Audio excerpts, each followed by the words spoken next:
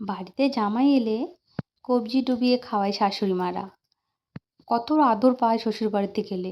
তার এক পার্সেন্ট আদর যদি শ্বশুরিরা বৌমাদের করতো তাহলে সংসারে কতটা না শান্তি হতো।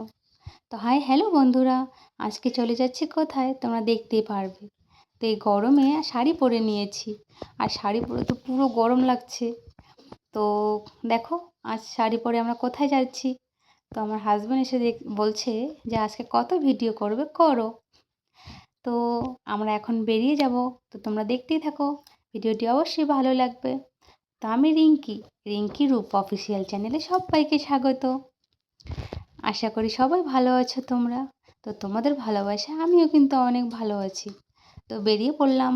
তো যা বলছে দে একটা ভিডিও করে দে। তো এদিকে কিন্তু বাইরে হাওয়া উঠেছে অনেক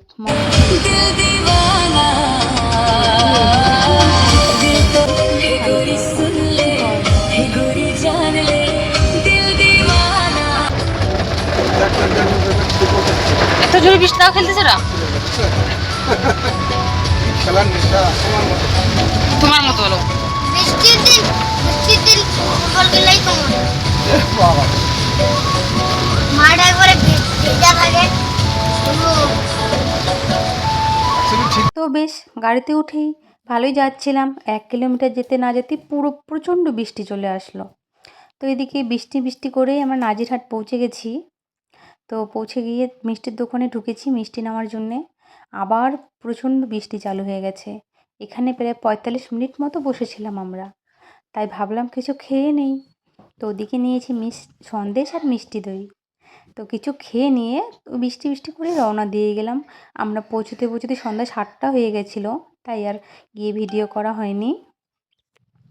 তো গিয়ে দেখলাম ভাইয়ের ঘরে দেখো অ্যাকুয়ারিয়াম মাছের। তো ওদিকে দিয়ে দিল মিষ্টি দই আমাদেরকে। তো প্রথমে চা বানিয়েছিল, চা খাওয়ার পর মিষ্টি দই। তো তারপর আমি সবজি বানাতে বসে পড়লাম।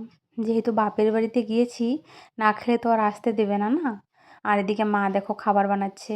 বাবা মাংস নিয়ে চলে এসেছে, মটন নিয়ে এসেছে, আর মা মাছের ডিমে বড়া আলু ভাজা সব কিছু করে রেখেছে। আমরা কিন্তু কিছু না বলেই গেছিলাম সারপ্রাইজ দেওয়ার জন্যে।